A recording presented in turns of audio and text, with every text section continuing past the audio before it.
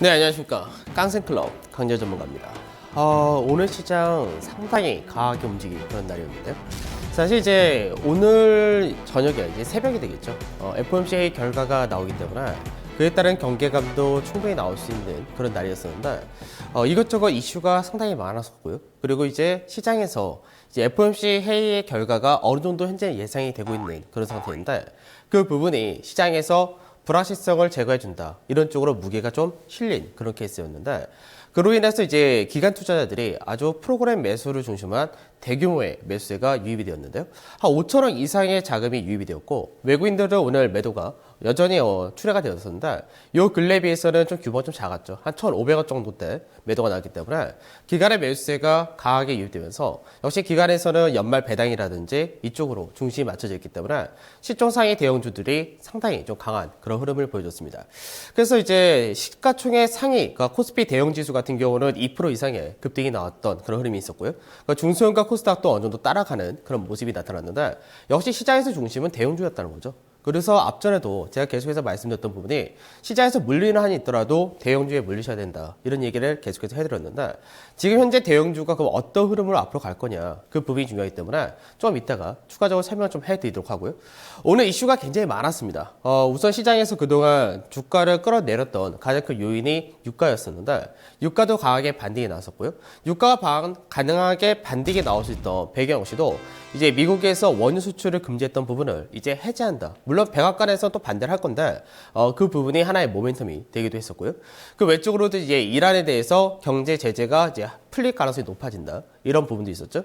그리고 이제 그 외적으로도 여러 가지 이슈가 뭐 개별적으로 좀 붙는 그런 모습이 있었는데 그러다 보니까 시장에서 낙폭과대주들 상당히 많이 올라왔었죠. 그리고 이제 정유라든지 화학 그리고 뭐 그 외적으로 증권이라든지 건설 전체적으로 반등이 나오는 그런 모습이었는데 앞전에도 똑같은 말씀을 해드렸습니다. 시장에서 지금 현재 낙폭과대, 그러니까 주가가 반등이 나오는 위치에서 대형주 쪽에서 낙폭과대도 역시 마찬가지로 강하게 반등이 나올 수 있는 그런 구간이다라고 말씀드렸는데 시장에서 이 흐름은 이제 오늘이 저는 시작점이다라는 말씀을 좀 드리는데 왜 그런지 차트를 보면서 설명해 드리도록 하겠습니다. 자, 대형주 차트를 먼저 보면서 설명을 좀 해드리죠. 제가 이제 앞전에 대형주 차트를 보면서 무슨 얘기를 주로 해드렸냐면 시장에서 코스피 지수와 중소형주 지수 그리고 코스닥 지수 전체적으로 다 비교를 할 때 대형주 차트 자체가 하반기부터는 중심에 들어왔었고 조정폭 마디도 역시 제한적이다라고 말씀드렸었죠. 그러니까 대형주 지수 같은 경우는 상승폭의 38.2%에서 지지를 받아주는 그런 흐름이 나타났을 뿐만 아니라 계속해서 기관에서의 매수세가 유입이 되었기 때문에 기관이 어느 정도 받칠 수밖에 없는 그런 위치에 와 있었다는 거죠. 물론 실적이라든지 그 외적인 부분, 업황 그런 것도 다 좋은 케이스이기 때문에 결국 시장에서 경계감으로 해서 빠졌던 부분이 어느 정도 해소가 될 때는 굉장히 좀 강하게 움직일 수 있다고 말씀드렸는데 시장에서 확연하게 시그널을 준다라는 부분은 21선을 안착하느냐 이 부분이 되겠죠. 자, 차트를 보게 된다면 시장에서 앞전에 설명했지만 시장에서 이제 바닥을 다지면서 1차, 2차, 3차, 4차, 5차 상승 마디가 끝났고요. 그 다음에 이번에 조정 ABC로 마감이 되었다고 말씀드렸죠.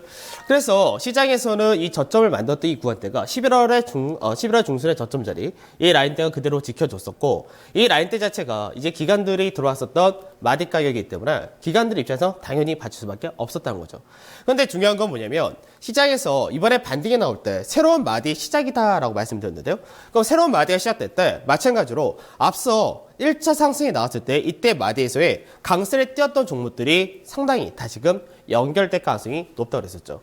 그럼 이 당시에 강세를 띄었던 종목들이 무엇이었냐? 바로 자동차라든지 IT 같은 환율 상승에 따른 수혜주, 그다음에 낙폭 가대주들이 움직였던 그런 시기였던 거죠. 그러면 이 구간대에서부터 다시금 이게 이어져서 여기서부터 다시 시작을 한다면 오늘 시장에서 급등이 나왔다. 그러니까 단기적으로 수익실을 한다. 이게 아니죠. 이게 아니라 새롭게 21선을 안착하면서 전체 그림을 21선 쌍바닥을 만든 것뿐만 아니라 파동상으로 1파, 2파, 3파의 시작점이기 때문에 결국 시장에서는 이 구간에서 오늘 올라가도 주식을 갖고 있지 않고 현금이 많았다면 올라가도 사는 날이 될 수밖에 없는 거죠. 그러면 이제는 중요한 라인이라고 할 수 있는 추세 저항대 자리에 이제 돌파를 하느냐, 이 부분이 중요하게 잡히는데, 추세 라인대를 이번에 돌파할 수 있는 자리대가 세 번째 마이란 거죠. 거기다가 오늘 거래 대금의 증가도 강하게 나왔기 때문에 신뢰도가 상당히 높은 케이스다, 이렇게 보시면 됩니다. 그래서 시장에서 이제 추세 라인대를 돌파하고 나서 그 다음에 이제 안착하고 그런 과정, 소화하는 과정이 나타났을지언정 지금 자리대는 뭐다? 여전히 매수를 하는 그런 가격대다, 이렇게 보셔야 됩니다. 그러면 이제 오늘 시장에서 이제 미증시에서 옐런 의장의 연설까지 해가지고 연준에서의 금리 인상 결과가 나올 건데요. 금리 인상 결과가 좋게 나온다 할 때 국내 증시가 얼만큼 더 강하게 연결될 수 있냐, 이 부분을 우리가 확인할 수 있는 것은 어디서 확인되냐? 환율이라든지 이런 부분에서 확인을 해야 됩니다. 그러면 우선은 유가부터 우리가 또 봐야 되는데, 시장에서 앞전에 제가 시장 자체가 돌아갈 수 있는 조건이 세 가지 정도 있다 말씀드렸었죠. 유가가 반등이 강하게 나오거나 원달러 환율이 꺾이거나, 그리고 선물지수가 240일짜리를 올라서거나. 그러니까 선물지수는 이제 12월물을 그때 기준으로 말씀드렸으니까 3월물 같은 경우는 권리락이, 배당락이 포함이 되어 있으니까 248.5짜리 정도가 되었었겠죠. 그러니까 그런 라인대를 이미 다 돌파해놨기 때문에 우리가 확인해야 할 부분들은 앞으로 유가가 얼만큼 더 올라갈 수 있느냐, 이런 부분도 해석을 해야 되겠죠. 그러니까 유가 차트도 앞전에도 똑같이 말씀드렸지만 유가 차트가 고점 대비해서 3단 하락을 보였다라고 말씀드렸는데, 3단 하락의 저점 자리대에서 이제 투매가 나왔던 거죠, 실제로는. 그러니까 이 라인대에서 투매가 나왔다 얘기는 다들 손절성 물량이 나타났다는 얘기가 되는데, 시장에서 이때 반등이 나올 때 어떤 걸 가지고 모멘텀으로 반등시킬 거냐, 이 부분이었었는데, 이제 미국에서의 원유 수출 금지, 이 부분을 해제한다는 부분이 모멘텀이 좀 된 케이스였죠. 그 다음에 쇼 커버링도 역시 마찬가지로 이어졌다, 이렇게 보십니다.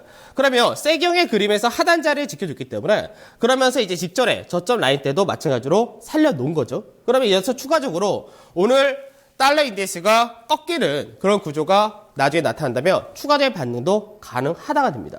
물론 아직까지는 본격적인 상승을 하기에는 좀 이르겠죠. 왜냐하면 본격적인 상승하려면 이제 수요 자체가 증가하는 그런 시기가 와야 되는데, 이제 아직까지는 뭐 날씨가 생각보다는 안 춥다라기 때문에, 안 춥다 이렇게 되어 있기 때문에 난방 수요나 이런 것들이 좀 작은 상태다, 이렇게 보셔야 되겠죠. 다만 내년에 대한 기대치가 형성될 수 있는 구간이기 때문에 그런 부분에서는 다시금 재차 강세를 띌 수 있다, 이렇게 보시면 될 것 같습니다. 그래서 유가 자체도 시장에서 바닥을 쳤다는 부분에서 국내 증시라든지 신흥시장 마찬가지로 받아치고 올라갈 수 있는 그런 배경이 될 수가 있습니다. 그 다음에 시장에서 미국에서 실제로 원유 수출 금지 이 부분을 해제를 한다라는 부분이 이제 의회에서는 통과가 되었는데, 실제로 이렇게 되게 될 경우 어느 쪽이 모멘텀을 받을 것이냐, 이 부분인데, 오늘 같은 경우는 국내 정유주들이 상당히 그에 따른 모멘텀을 받았습니다. 근데 왜 그러냐면은 미국 같은 경우는 지금 셰일가스, 셰일오일을 계속해서 생산을 많이 하게 되면서 미국 내에서 수출은 금지되는데 그 부분이 시장에서 계속해서 재고가 쌓이기는 그런 모습이 나타나게 되고, 미국 내에서도 소비는 엄청나게 많이 되는데 이게 수출할 수 있는 규모가 워낙에 적다 보니까 정제를 계속해서 할 수밖에 없는 여건이 되는 것이고, 그 부분이 실제적으로 수출 나올 때 경제에 또 치열해지는 그런 상태가 되는 거죠. 그 공급의 증가까지도 연결됐던 부분인데, 원유 수출을 하게 된다면 이제 미국 내에서 자체적으로 정제를 하는 그 부분의 가동률이 떨어지게 되고요. 그리고 두바이유와 텍사스 중진류의 가격 차이가 어느 정도 완화가 되게 될 겁니다. 그러니까 실제로 보게 되면은 원래 텍사스 중진류 같은 경우가 예전에는 항상 두바이보다 높은 가격대에서 프리미엄을 받았었는데, 실제적으로 2011년도, 이게 2011년도가 참 시장에서 변화를 많이 줬죠. 신흥국이 2011년도부터 꺾이기도 했고요. 2011년을 기준으로 해서 선진국 시장이 계속해서 강세를 띠기도 했었고, 여러 가지 이슈가 많았던 것이 2011년인데, 2011년도부터 두바이보다 텍사스 중진류가 훨씬 더 싼 가격에서 거래되었었죠. 그 배경 자체가 미국에서의 셰일가스라든지 셰일 오일이 계속해서 생산이 커졌기 때문에 소비 자체가 계속해서 늘어나기도 하지만 너무나 많은 과잉 생산을 했다는 얘기죠. 근데 이 부분을 이제는 해소할 수 있는 구간에 들어왔다가 되면은 본격적으로 이제 미국에서는 이제 원유를 수출할 수 있는 그런 계기가 되게 되고, 우리나라 정유사 같은 경우는 정제를 해가지고 경유 같은 경우는 상당히 많이 뽑아내는 그런 케이스인데, 미국에서 지금 현재 휘발유 수요는 굉장히 많습니다. 유가가 싸다 보니까 사람들이 이제 유가에 대한 소비를 좀 많이 늘리는 그런 편인데, 이제 미국 내에서 소비가 줄면서 그 정제가 줄면서 경유 자체도 수출이 늘어나게 되면은 국내 같은 경우는 가격적인 메리트라든지 여러 가지가 모멘텀 받을 수 있다. 그게 오늘 정유주들 급등의 배경이 된다는 거죠. 그래서 이거는 실질적으로 앞으로 텍사스 중진류 같은 경우가 시장에서는 유가가 빠졌다, 올라갔다 이런 기준을 많이 얘기를 하기 때문에 텍사스 중진류 자체가 올라갈 수 있는 배경이 된다는 것이 시장에서는 심리적으로도 상당히 안정감을 줄 수 있는 그런 배경이다. 이렇게 보시면 되겠습니다. 자, 그 다음에 오늘 SK이노베이션 같은 경우가 사실 8%, 9% 굉장히 많이 올라갔었죠. SOE도 마찬가지인데 사실 정유주 같은 경우는 제가 앞전에 딱 두 가지만 본다고 말씀드렸죠. 환율과 정제마진. 두 개만 갖고 얘기를 해야 되는데 사실 많은 투자자분들이 유가가 올라가면 정유주가 올라간다, 유가 빠지면 빠진다 이런 논리가 사실 아니라고 했었죠. 그러니까 모르면은 단순하게 유가가 올랐으니까 정유주가 올라가야지 이렇게 생각할 수 있는데 그런 부분이 아니라 정제 마진이 얼만큼 좋으냐, 그 다음에 환율이 얼만큼 좋냐에 차이였던 거죠. 그래서 실질적으로 시장에서 유가가 계속해서 빠지는 와중에서도 정유주 같은 경우 하락이 제한된 그런 구조가 이어졌었는데요. 올해 같은 경우는 이제 정유주가 굉장히 많이 올라갔었죠. 상반기에도 많이 올라갔고 하반기에도 굉장히 많이 올라갔었는데 가장 중요했던 것은 바로 정제 마진이었던 거죠. 그러니까 정제 마진을 보게 되면은 드라이빙 시즌이었던 구간대에서 이제 한 12불에서 13불 정도의 차이가 있었고요. 그리고 나서 다시 한번 이번에 정제 마진이 높은 상태로 이어졌었는데 지금 현재는 정제 마진이 드라이빙 시즌 때보다 조금 낮은 가격대를 저항을 막고 내려오는 그런 모습이 있기 때문에 정제 마진이라든지 이런 부분을 생각할 때 이제 정유주가 단기간에 아주 강하게 연속적으로 이어지기 좀 힘들다 이렇게 봐야 될 것 같습니다. 그러니까 오늘 같은 경우는 이제 미국에서의 그런 모멘텀이 있었기 때문에 강세가 뛴 그런 케이스지만 차트상에서는 뭐 그림은 좋죠. 다만 좀 숨고르기를 해야 되는 구간이다 이렇게 말씀드리는데 SK 이노베이션 같은 경우 지금 12만 원대에서 이번에 주봉상의 그림인데요. 지지를 밟고 오늘 강세 뛰면서 직전의 고점 라인대에 맞춰놓은 그런 케이스인데요. 지금 이 라인대에서 추가적인 강세가 나온다면 13만 8천 원에서 14만 원 정도가 가능하다고 보는데 이 라인대가 앞전에 N자형 상승폭 마디의 위치이기도 하고요. 그리고 주 매물대가 있는 자리이기도 하기 때문에 결국 이번에 SK이노베이션 같은 경우 추가적인 강세를 더 띈다 하더라도 어느 정도 제한된 구간이 될 수 있다는 점에서 정유주 같은 경우는 시장에서 강세가 이어진다 하더라도 상승폭에 대한 기대치는 조금 낮추는 것이 좋다 이렇게 말씀을 좀 드리도록 하겠습니다.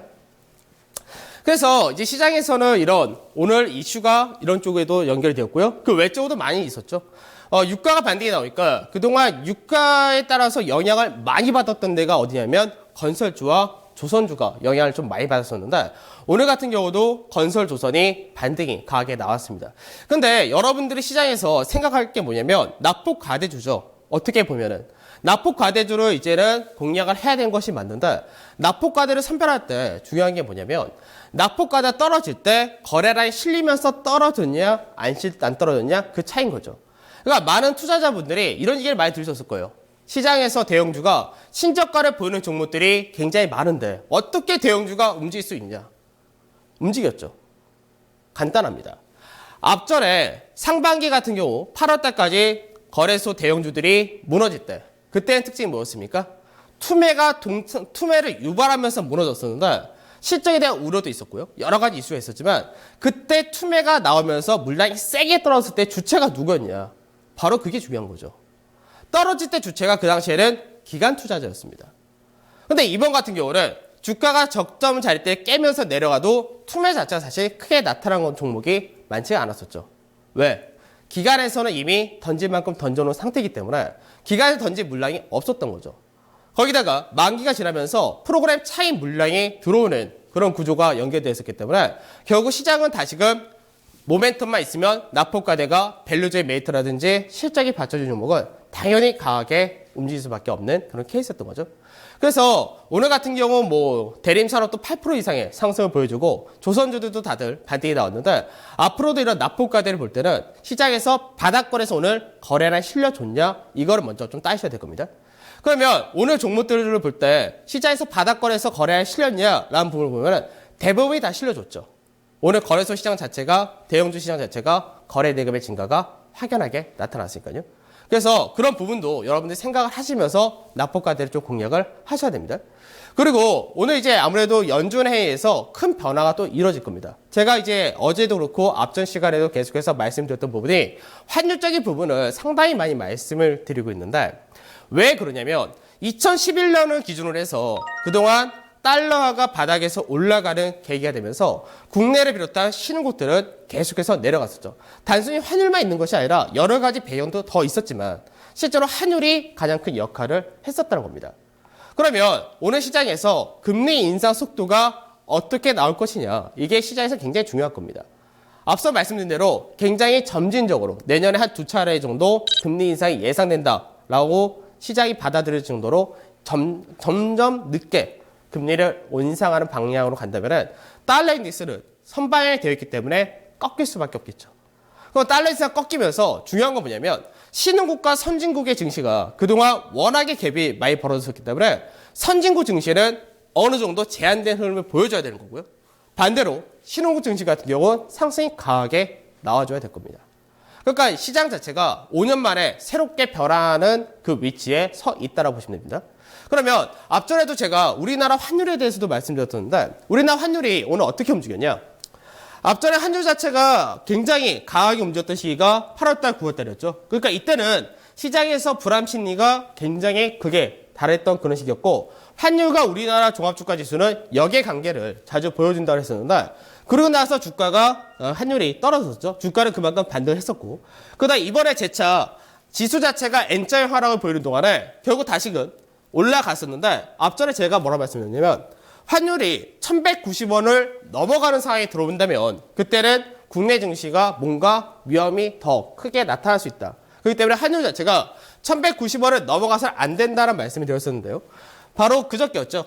1188.5원 정도를 고점을 만들고 그러고 나서 1180원 사이에서 지지를 받는 부분을 보여줬었는데 오늘 같은 경우는 이제 어느 정도 선방이 된 부분도 있고 외국인들의 매도세가 완화되었다는 부분도 있고 여러 가지 있다 보니까 원달러 환율이 1176원까지 내려왔습니다. 오늘 장중에도 1175원까지 내려오긴 했었는데 그 라인대에서 우선은 지지가 돼줬다는 거죠.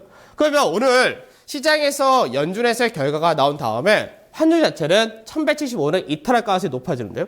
그렇게 된다면 국내 증시에서 유가도 반등이 나왔고 그 다음에 기업들의 실적도 좋고 배당에 대한 모멘텀도 있고 그런 상태에서 외국인의 매수세가 유입될 가능성도 있다 이렇게 보셔야 되겠죠. 그래서 만약 외국인의 매수세가 유입이 될 때 시장에서 어떤 게 더 강세가 뜰 것이냐 역시 또 시총상위 대형주입니다. 그러니까 외국인들이 코스피 시장에서 갖고 있는 전체 어마어마한 그 규모 중에서 90% 이상이 시총상위 대형주에 잡혀져 있습니다. 그러다 보니까 결국 외국인들이 다 나간 시장에서 다시금 외국인들이 들어올 때는 또 이들 종목들이 강세를 띌 수밖에 없다는 거죠. 그래서 시장에서 대형주 차트가 8월 달부터 주도가 되면서 지금 1차 상승이 끝났다면 이제부터 움직이는 시장은 3차 파동이기 때문에 상당히 크고 강력한 파동이 될 겁니다. 그래서 이 흐름이 강하게 이어질 경우 최소 2, 3개월이 이어진다라고 말씀드린 거고 시장에서 지금 코스닥이나 중소형 같은 경우 대주주에 대한 세법이 좀 강화졌다 부분 이게 계속해서 발목을 잡고 실제로 배당 라인이 끝나는 이제 연말 말 그대로 29일 이럴 때부터 내년 시장에 대한 기대치가 있다 이렇게 얘기를 하겠지만 외국인들이 유입되는 그 과정이 들어온다면 역시 그대로 또 소외될 가능성이 상당히 높습니다. 그렇기 때문에 제가 어저께도 말씀드렸었죠. 처음에 시장에서 대형주 쪽으로 잡고 있었던 분들이 시장에서 대형주가 약해지네. 근데 그게 마지막 정점인데도 불구하고 중소형 코스닥이 상대적으로 강하다. 그러니까 그쪽 옮겼다가 무너졌을 때 다 무너졌기 때문에 교체를 다시금 해야 되는데 그 교체를 안 하고 버티게 되면은 이제 소외를 받는다라고 말씀드렸는데 이 부분도 염두를 해주셔야 됩니다. 그러니까 교체를 지금이라도 좀 하시는 과정이 좀 필요하다고 말씀드리고 우리나라 원달러 환율뿐만 아니라 또 하나 중요히 봐야 될 것이 있습니다. 바로 엔화입니다. 엔화 같은 경우도 마찬가지인데요. 2011년도부터 미국에서의 달러화가 강세를 띠면서 그리고 일본 자체가 양적 완화를 했죠. 그러다 보니까 일본의 양적 완화가 결국 국내 증시로는 상당히 악재로 작용했습니다. 그래서 2011년도를 저점 만들고 본격적으로 2012년도부터 엔화 약세가 일본에서의 엔화를 이제 양적 완화 풀면서 굉장히 엔화 약세가 크게 나타났죠. 근데 이 당시에 문제가 됐던 게 뭐냐? 우리나라가 일본과의 경쟁을 하는 품목들이 있습니다. 사실 조선이라든지 IT라든지 이런 쪽은 이미 경쟁이 안 되고 있는 상태이기 때문에 이쪽은 사실 신경 쓸 필요가 없었죠.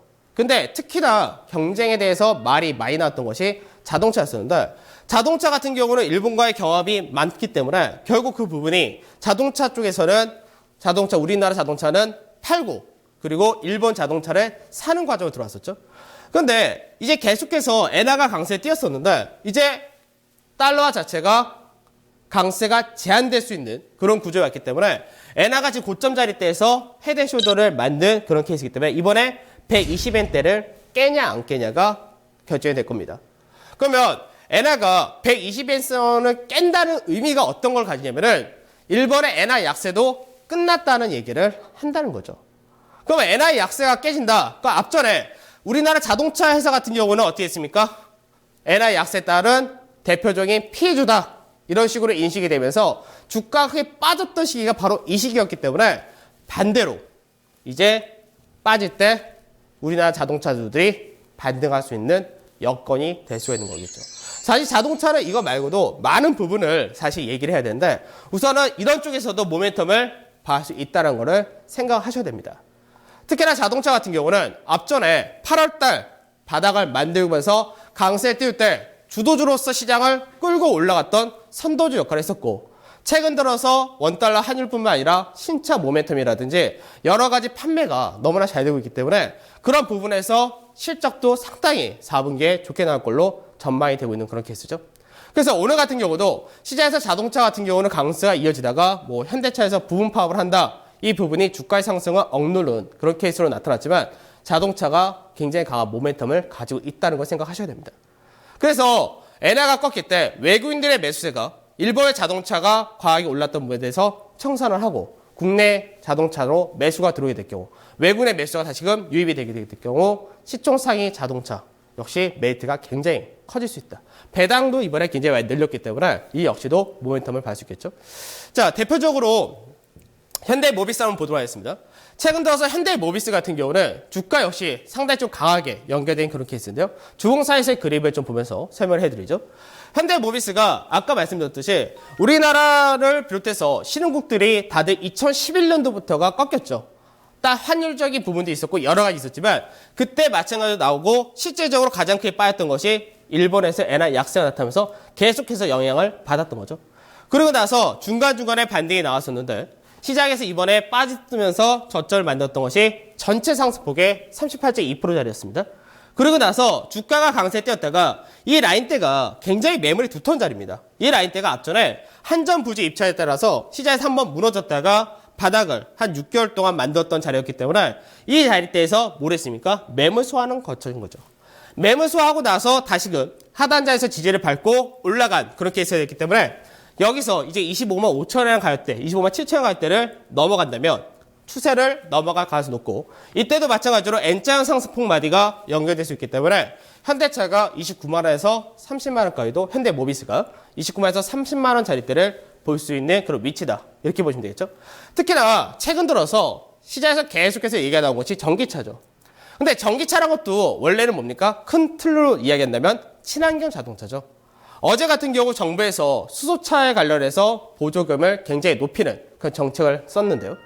우리나라 현대차 그룹 생각하셔야 됩니다. 시장에서 현재는 전기차 관련된 모멘텀을 전기차 부품 또는 배터리 관련주 이 정도에서만 이야기를 하고 있지만 실제로 하이브리드 관련된 전기차라든지 수소차라든지 이런 친환경 자동차를 하게 될 경우 현대차 그룹 역시도 거기에 따른 성장 동력을 얻을 수 있다는 거죠.